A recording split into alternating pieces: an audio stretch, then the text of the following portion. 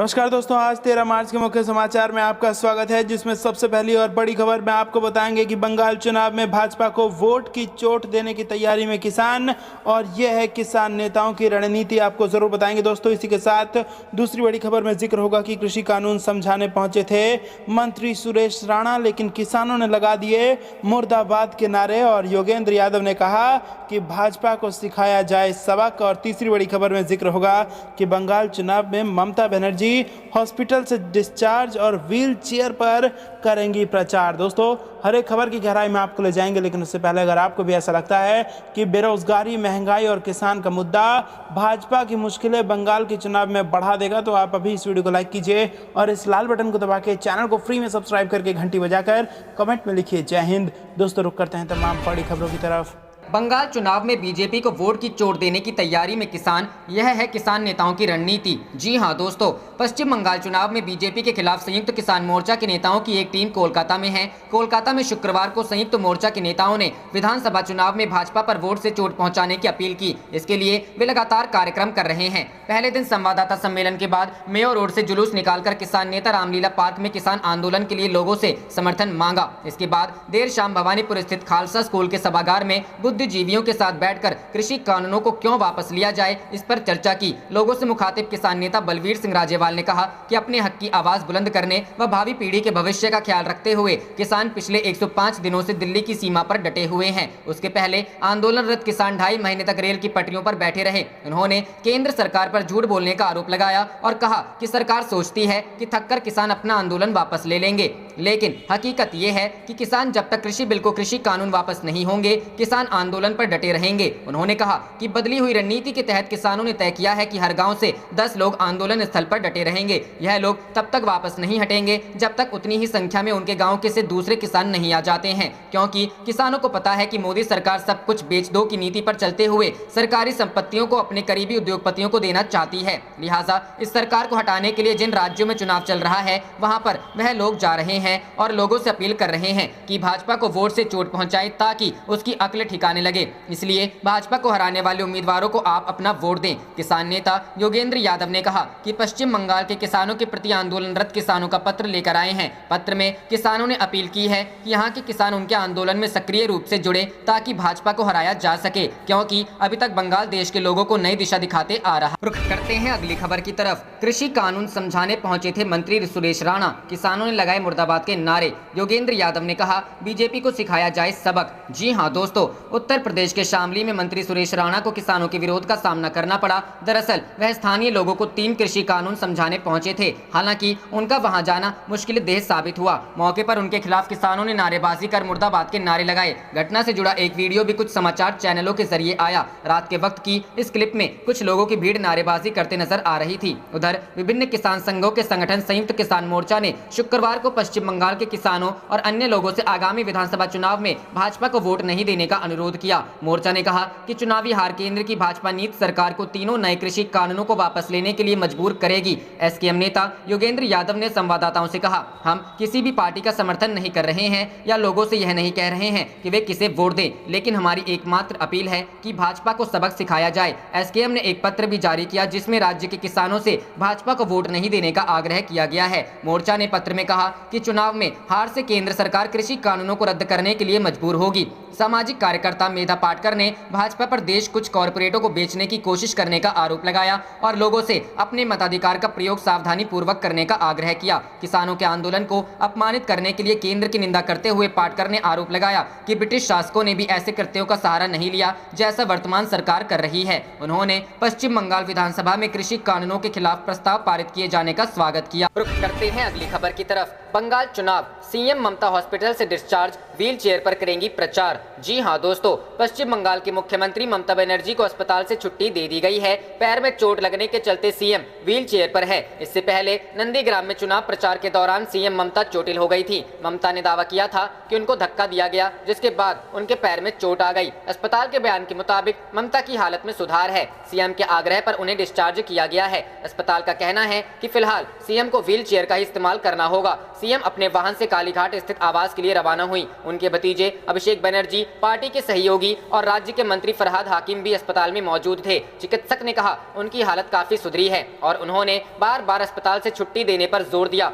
वह थोड़ा बहुत चल सकती हैं, लेकिन एक हफ्ते के अंदर फिर से जांच के लिए उन्हें आने की जरूरत पड़ेगी। अब देखना होगा कि ममता बनर्जी के चोटिल होने को बंगाल की जनता कैसे लेती है। राजनीतिक हलकों में विपक्ष जहां इसे सीएम ममता का ड्रामा करार दे रहा है, वहीं टीएमसी का कहना है कि उनके नेता को जान से मारने की साजिश रची गई थी। इस बाबत टीएमसी ने चुनाव आयोग से शिकायत भी की थी। वहीं बीजेपी ने भी कहा था कि चुनाव आयोग को मामले में गहन जांच के आदेश देने चाहिए। मालूम हो कि बंगाल चुनाव में चर्चा का केंद्र नंदीग्राम बन चुका है, जहां सीएम ममता पर कथित अटैक हुआ था। इस जगह बीजेपी ने चुनावी मैदान में ममता के पुराने सहयोगी और अब बीजेपी नेता शुवेंदु अधिकारी को टिकट दिया है। ममता बनर्जी ने भी अपनी भवानीपुर सीट छोड़ नंदीग्राम से चुनाव लड़ने का फैसला किया है। अब चुनाव प्रचार में टीएमसी पूरी कोशिश करेगी कि सीएम ममता को लगी चोट को वह चुनाव में भुनाए और जितना हो सके बंगाल की जनता की सहानुभूति पाने की कोशिश करें। हालांकि ममता बनर्जी का कहना है कि वे आगे का चुनाव प्रचार व्हील चेयर पर करेंगी। बता दें कि बंगाल में 8 चरणों के चुनाव 27 मार्च से शुरू हो रहे हैं। इस बार चुनावी टक्कर मुख्य तौर पर सीएम ममता के नेतृत्व वाली टीएमसी और बीजेपी के बीच है।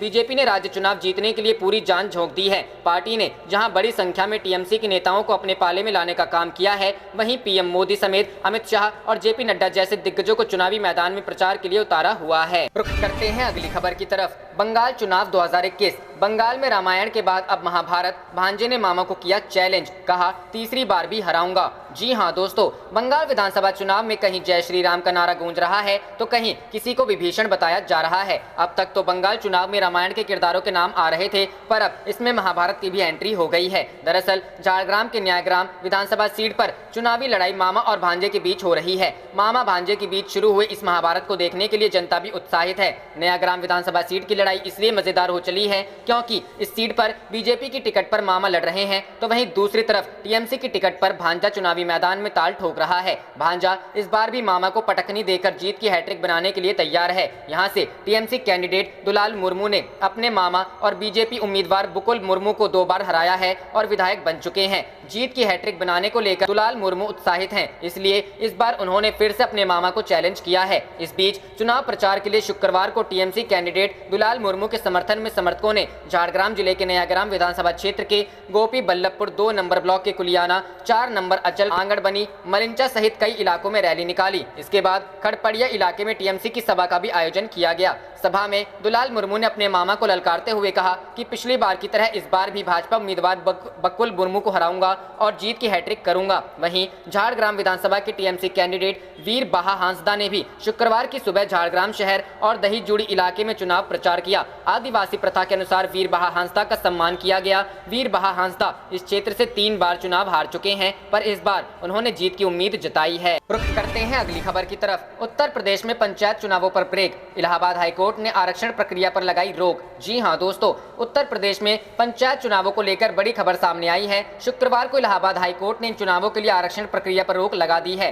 हाईकोर्ट ने आरक्षण और आवंटन कार्रवाई पर रोक लगा दी है। इस बारे में सभी जिलों के डीएम को आदेश भेज दिया गया है। अदालत ने आरक्षण प्रक्रिया पर उत्तर प्रदेश सरकार को फटकार भी लगाई। अजय कुमार की जनहित याचिका पर हाईकोर्ट ने यह फैसला लिया है। सोमवार को यूपी सरकार अपना जवाब दाखिल करेगी। गौरतलब है कि 17 मार्च को यूपी सरकार पंचायत चुनावों के लिए आरक्षण की अंतिम सूची जारी करने वाली थी। हाईकोर्ट के फैसले के बाद अब इस पर ब्रेक लग गया है। सोमवार को सरकार के जवाब दाखिल करने के बाद ही स्थिति स्पष्ट हो पाएगी। अपर मुख्य सचिव मनोज कुमार सिंह ने हाईकोर्ट के फैसले के बाद सभी डीएम को आरक्षण प्रक्रिया पर रोक लगाने संबंधी आदेश जारी कर दिया है। पंचायती राज मंत्री बोले, यूपी में 20 मार्च के बाद होगा पंचायत चुनावों का ऐलान, अगले महीने वोट। रुख करते हैं अगली खबर की तरफ। महात्मा गांधी का संदेश प्रधानमंत्री मोदी को झकझोरेगा और वह कृषि कानूनों पर कोई फैसला करेंगे, गहलोत। जी हां दोस्तों, राजस्थान के मुख्यमंत्री अशोक गहलोत ने केंद्रीय कृषि कानूनों के खिलाफ जारी किसान आंदोलन को लेकर केंद्र सरकार व प्रधानमंत्री नरेंद्र मोदी पर हमला करते हुए शुक्रवार को उम्मीद जताई कि महात्मा गांधी का संदेश प्रधानमंत्री मोदी को झकझोरेगा और वह कृषि कानूनों पर कोई फैसला करेंगे। गहलोत ने दांडी मार्च की 91वीं वर्षगांठ के अवसर पर यहां आयोजित मार्च को रवाना किया। इसके बाद उन्होंने संवाददाताओं से बातचीत में कृषि कानूनों को लेकर जारी आंदोलन आंदोलन पर कहा, आज के दिन दांडी मार्च के उपलक्ष्य में नरेंद्र मोदी खुद भी साबरमती आश्रम से इसको मार्च रवाना कर रहे हैं। मुझे उम्मीद है कि आज शाम तक गांधी जी का संदेश उनको झकझोरेगा। हो सकता है कि शाम तक वो कोई फैसला करे तो मुझे बहुत खुशी होगी, देशवासियों को खुशी होगी। इसके साथ ही गहलोत ने कहा, यह देश का दुर्भाग्य है कि जिन किसानों ने आजादी की जंग में हिस्सा लिया हो, जो अन्नदाता हो, हम लोग उनके लिए जिद पकड़कर बैठे हैं। मैं बार बार कहता हूं कि सरकारों को कभी जिद नहीं करनी चाहिए। सरकारों को हमेशा नतमस्तक होना चाहिए जनता के सामने, जनता जनार्दन के सामने, मतदाताओं के। केंद्र सरकार अगर इन कानूनों को एक बार वापस ले भी लेती है तो क्या फर्क पड़ेगा। एक बार आप वापस ले लीजिए कानून को, 4 से 6 महीने में आप बुलाकर बात कर लीजिए किसानों से भी, राज्य सरकारों से भी, विपक्ष की पार्टियों से भी, नया कानून लेकर आ जाइए। कुछ नहीं करना है, सिर्फ ये फैसले की बात है जो प्रधानमंत्री मोदी को करना है, सरकार को करना है। उन्होंने कहा, आंदोलन को 4 महीने लगभग होने को आए हैं, क्या अब भी वे इतनी हठधर्मिता दिखाएंगे। संवेदनहीनता की पराकाष्ठा हो चुकी है देश में, पूरा मुल्क देख रहा है। इतना आक्रोश है लोगों के अंदर की कोई कल्पना नहीं कर सकता। उनको अभी ये महसूस नहीं हो रहा है। गहलोत ने कहा, उनको महसूस नहीं हो रहा है, पर पूरे देश में बहुत ज्यादा गुस्सा है। किसानों में तो है ही है, आम लोगों के अंदर भी है। ये सरकार ने क्यों इतना झूठ हट कर रखा है। सरकारें कभी भी जिद नहीं करती हैं, हट नहीं करती हैं। गहलोत ने कहा कि इस आंदोलन को लेकर पूरी दुनिया में भारत की बदनामी हो रही है। उन्होंने कहा, मैं उम्मीद करता हूं कि विदेश मंत्रालय और विदेश मंत्री प्रधानमंत्री को सही सलाह देंगे, जिससे कि उनको वापस सोचने के लिए मजबूर होना पड़े कि मुझे वास्तव में क्या कदम उठाना है किसानों के हित के लिए। गहलोत ने कोरोना वायरस संक्रमण के मामलों की संख्या में इजाफा पर कहा, जनता को सभी प्रोटोकॉल का पालन करना चाहिए ताकि राजस्थान यह जीती हुई जंग हार नहीं जाए। गहलोत ने कहा, सरकार ने छूट दी है लोगों पर विश्वास करके, अगर उसके बावजूद लापरवाही हुई तो सख्ती से कदम उठाए जा सकते हैं। रुख करते हैं अगली खबर की तरफ। अब माचिस और अगरबत्ती पर पीएम मोदी की तस्वीर लगाकर बांट रही है बीजेपी। टीएमसी ने चुनाव आयोग में की शिकायत। जी हां दोस्तों, तृणमूल कांग्रेस ने बीजेपी पर माचिस और अगरबत्ती पर पीएम मोदी की फोटो लगाकर लोगों में बांटने का आरोप लगाया है। टीएमसी ने इसकी शिकायत भी चुनाव आयोग को की है। बता दें, राज्य में होने वाले विधानसभा चुनाव के पहले राजनीतिक पार्टियां एक दूसरे पर आदर्श आचार संहिता के उल्लंघन का आरोप लगातार लगा रही हैं। सत्तारूढ़ पार्टी तृणमूल कांग्रेस ने चुनाव आयोग को पत्र भेजकर शिकायत दर्ज कराई है। टीएमसी ने आरोप लगाते हुए कहा कि जोड़ा सांको विधानसभा क्षेत्र में भाजपा की ओर से अगरबत्ती और माचिस के पैकेट्स का वितरण मंदिर में हुए हैं, जिनमें प्रधानमंत्री नरेंद्र मोदी, गृह मंत्री अमित शाह, भाजपा नेता जेपी नड्डा की तस्वीर लगी है। तृणमूल द्वारा चुनाव आयोग को भेजे गए शिकायत पत्र में तृणमूल के राज्यसभा सांसद डेरेक ओब्रायन का हस्ताक्षर किया हुआ है। बताते चले कि इससे पहले पिछले दिनों सरकारी विज्ञापन पर सभी जगहों से तस्वीर हटाने का निर्देश दिया था। इतना ही नहीं, कोरोना वैक्सीन सर्टिफिकेट पर से भी पीएम मोदी की तस्वीर हटाने के निर्देश आयोग दे चुका है। रुख करते हैं अगली खबर की तरफ। राहुल गांधी ने कहा, नौकरी की मांग करने पर केंद्र सरकार दे रही है एंटी नेशनल का टैग। जी हां दोस्तों, कांग्रेस के पूर्व अध्यक्ष राहुल गांधी का केंद्र की नरेंद्र मोदी सरकार पर हमला जारी है। जहां एक तरफ राहुल गांधी ने गुरुवार को विदेशी इंस्टीट्यूट की रिपोर्ट का हवाला देते हुए कहा था कि भारत अब लोकतांत्रिक देश नहीं रह गया है, वहीं आज यानी शुक्रवार को उन्होंने बेरोजगारी के मुद्दे पर केंद्र सरकार को घेरने की कोशिश की है। उन्होंने ट्वीट कर लिखा, विद्यार्थियों को नौकरी चाहिए लेकिन सरकार दे रही है पुलिस के डंडे, वाटर गन की बौछार, एंटी नेशनल का टैग और बेरोजगारी। इसके साथ राहुल गांधी ने स्टूडेंट्स वांट जॉब्स यानी विद्यार्थियों को नौकरी चाहिए का हैशटैग भी लगाया है। रुख करते हैं अगली खबर की तरफ। सुप्रीम कोर्ट का फैसला, सरकारी कर्मचारी चुनाव आयुक्त नहीं हो सकते, यह संविधान का मखौल उड़ाने जैसा। जी हां दोस्तों, सुप्रीम कोर्ट ने शुक्रवार को फैसला सुनाया कि देश में कहीं भी किसी भी केंद्रीय और राज्य सरकार के कर्मचारी को चुनाव आयुक्त के रूप में नियुक्त नहीं किया जा सकता। इस आदेश का उद्देश्य चुनाव आयोगों की स्वतंत्रता सुनिश्चित करना है। सुप्रीम कोर्ट ने यह फैसला गोवा सरकार के सचिव को राज्य चुनाव आयुक्त का अतिरिक्त प्रभार देने के मामले में सुनाया है। जस्टिस रोहिंटन एफ नरीमन और बीआर गवई की पीठ ने संविधान के अनुच्छेद 142 और 144 के तहत अपनी शक्तियों का प्रयोग करते हुए यह निर्देश जारी किया। अनुच्छेद 142 के तहत सुप्रीम कोर्ट अदालत को पूर्ण न्याय करने के लिए निर्देश जारी करने का अधिकार है, जबकि अनुच्छेद 144 सभी अधिकारियों को सर्वोच्च न्यायालय की सहायता में कार्य करने के लिए बाध्य करता है। सुप्रीम कोर्ट ने कहा कि लोकतंत्र में चुनाव आयोग की स्वतंत्रता से समझौता नहीं किया जा सकता। साथ ही कोर्ट ने कहा कि सरकार में किसी पद पर बैठे व्यक्ति को राज्य चुनाव आयुक्त का अतिरिक्त प्रभार सौंपना संविधान का मखौल उड़ाना है। सुप्रीम कोर्ट की इस पीठ ने कहा कि चुनाव आयुक्तों को स्वतंत्र व्यक्ति होना चाहिए और ऐसे किसी भी व्यक्ति को जो केंद्र या किसी राज्य सरकार के अधीन कार्यरत या लाभ का पद धारण करता है, चुनाव आयुक्त नियुक्त नहीं किया जा सकता है। यह फैसला तब आया है जब शीर्ष अदालत ने गोवा सरकार को राज्य में नगरपालिका परिषद चुनाव कराने के लिए अपने कानून सचिव को राज्य चुनाव आयुक्त नियुक्त करने के लिए रोक दिया। गोवा में कानून सचिव को राज्य चुनाव आयुक्त के रूप में अतिरिक्त प्रभार दिया गया था। सुप्रीम कोर्ट ने कहा यह एक परेशान करने वाली तस्वीर है कि एक सरकारी कर्मचारी जो सरकार के साथ साथ रोजगार में था, गोवा में चुनाव आयोग का प्रभारी है। पीठ ने आदेश दिया कि इसके बाद ऐसे किसी व्यक्ति को केंद्र या राज्य सरकार द्वारा चुनाव आयुक्त के रूप में नियुक्त नहीं किया जाएगा। बता दें कि गोवा सरकार ने हाईकोर्ट के उस आदेश के खिलाफ सुप्रीम कोर्ट में अपील की थी, जिसने राज्य के 5 नगरपालिकाओं के चुनाव रद्द कर दिए थे, क्योंकि कानून के अनुसार महिलाओं के लिए वार्डों को आरक्षित नहीं किया गया। रुख करते हैं अगली खबर की तरफ। 169 दिन बाद रेलवे ट्रैक से हटे प्रदर्शन कर रहे पंजाब के किसान, हो चुका है बड़ा नुकसान। बोले सरकार नहीं मानी तो फिर आंदोलन। जी हां दोस्तों, केंद्र सरकार के नए कृषि कानूनों के खिलाफ रेल पटरियों पर धरना दे रहे किसानों के एक समूह ने 169 दिनों के बाद अपना आंदोलन रद्द कर दिया। किसान मजदूर संघर्ष कमेटी के इस धरने की वजह से पिछले कई दिनों से यात्री ट्रेनों और मालगाड़ी की आवाजाही पर असर पड़ रहा था। जानकारी के मुताबिक रेल पटरियों पर इन प्रदर्शन की वजह से अमृतसर से ब्यास के बीच चलने वाली 60% ट्रेनों की आवाजाही प्रभावित थी। धरना खत्म करने के बाद केएमएससी ने बयान जारी कर कहा कि रेलगाड़ियों का परिचालन स्थगित होने से उन्हें और व्यापारियों को नुकसान हो रहा था। यूनियन ने कहा कि गेहूं की फसल की कटाई का सीजन आने और दिल्ली बॉर्डर पर चल रहे प्रदर्शन को और मजबूत करने के लिए हम अपना धरना अभी खत्म कर रहे हैं। केएमएससी के महासचिव सरवन सिंह पंडेर ने चेतावनी देते हुए कहा कि हम अभी स्थिति पर नजर रखेंगे। अगर सरकार हमारी मांगों पर सकारात्मक रवैया नहीं अपनाती तो हम धरने पर लौट भी सकते हैं। किसान मजदूर संघर्ष समिति के ही एक और नेता सविंदर सिंह ने कहा कि उन्होंने सभी प्रदर्शनकारी किसान संगठनों के साथ बैठक के बाद अमृतसर दिल्ली मार्ग पर देवीदासपुरा में रेल जाम खत्म करने का निर्णय किया। जंडियाला स्टेशन के पास देवीदासपुरा अमृतसर रेलवे स्टेशन के करीब 25 किलोमीटर दूर है। उन्होंने कहा किसान केवल यात्री गाड़ियों को रोक रहे थे, लेकिन केंद्र ने माल गाड़ियों को भी रोकने का फैसला किया, जिससे किसानों, व्यवसायियों और उद्योगपतियों को काफी नुकसान हुआ। वर्तमान परिस्थितियों में किसानों ने सर्वसम्मति से यहां आंदोलन समाप्त करने का फैसला किया। रुख करते हैं अगली खबर की तरफ। 5 चुनावी राज्यों में बीजेपी के खिलाफ किसान करेंगे रैली, वेस्ट बंगाल से होगी शुरुआत। जी हां दोस्तों, देश के 5 राज्यों में जल्द ही चुनाव होने वाले हैं। इन चुनावों को लेकर राजनीति भी तेज हो गई है। इस बीच खबर आ रही है कि संयुक्त किसान मोर्चा ने ऐलान किया कि किसान 5 चुनावी राज्यों में मोदी सरकार के खिलाफ रैली करेंगे। संयुक्त किसान मोर्चा ने नंदीग्राम में 13 मार्च को किसान महापंचायत का ऐलान किया है। संयुक्त किसान मोर्चा ने 12 से 14 मार्च तक पश्चिम बंगाल के अलग अलग इलाकों में किसान महापंचायत का ऐलान किया है। गौरतलब है कि किसान नेताओं ने हाल ही में यह कहा था कि वे देश भर में किसानों से संपर्क कर यह कहेंगे कि वे किसी भी राजनीतिक दल को वोट दें, बीजेपी को नहीं। रुख करते हैं अगली खबर की तरफ। पीएम नरेंद्र मोदी की सरकार पर कांग्रेस का बड़ा हमला, घोटाले का पर्दाफाश करते हुए मांगी जांच। जी हां दोस्तों, बसों का अनुबंध देने के लिए मोदी सरकार और राज्य सरकारों के बड़े पैमाने पर रिश्वत दिए जाने के मामले ने तूल पकड़ लिया है। कांग्रेस ने प्रेस कॉन्फ्रेंस कर कुछ दस्तावेज जारी किया, जो इस घोटाले का पर्दाफाश करते हुए यह साबित करने की कोशिश थी कि स्कैनिया बस घोटाले पर बड़े पैमाने पर ठेका देने के लिए रिश्वत दी गई,